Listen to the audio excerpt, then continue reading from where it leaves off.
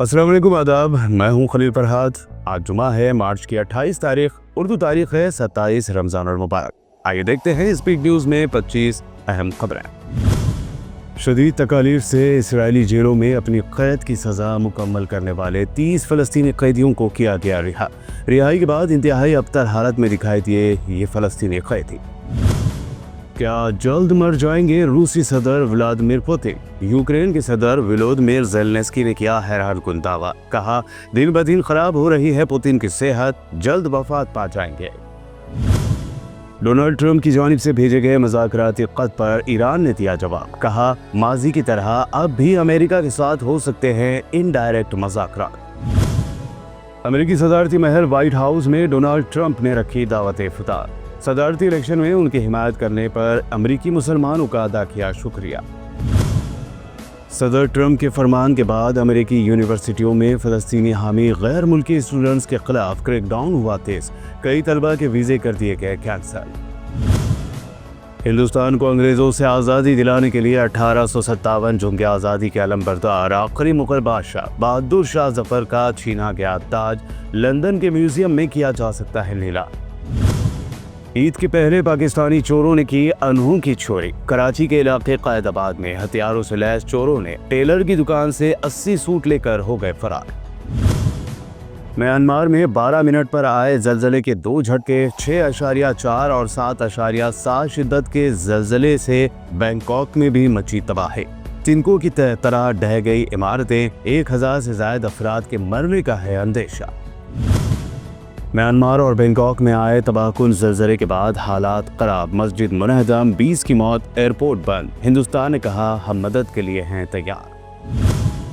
यौमुल विदा के मौके पर यूपी पुलिस की जानिब से नमाज को लेकर लगाई गई पाबंदियों पर बोले दिल्ली MIM सदर शोएब जमई। कहा, कांवड़ यात्रा के लिए सड़क बंद तो नमाज के लिए क्यों नहीं। राज्यसभा में शदीद हंगामे के दरमियान कांग्रेस सदर मल्लिकार्जुन खड़गे ने किया समाजवादी पार्टी लीडर रामजी सुमन का बचाव। कहा, घर जलाने की इजाजत नहीं देता constitution. All India Muslim personal law board की जानिब से जुम्मतुल विदा के मौके पर हाथों पर काली पट्टी बांधकर वक्फ बिल की मुखालफत का किया गया ऐलान। असदुद्दीन ओवैसी ने काली पट्टी बांधकर नमाज में की शिरकत। मोदी सरकार के वक्फ तरमीमी बिल की तेलंगाना कांग्रेस हुकूमत करेगी मुखालफत। डिप्टी CM मल्लू भट्टी विक्रमार्का ने बजट सेशन के आखिरी दिन कहा, इस बिल की मुखालफत है ज़रूरी। तेलंगाना में तेजी से फल फूल रही है राष्ट्रीय स्वयं सेवक संघ यानी RSS। तेलंगाना संघ की 392 नई शाखाएं की गई शुरू। मजमूई तौर पर रियासत में हो गई 3800 शाखाएं। तेलंगाना में बीजेपी के नए सदर के इंतखाब में देरी से पार्टी लीडरों में तशवीश। पहले से ही अख्तलाफात हो गए ज़ाहिर।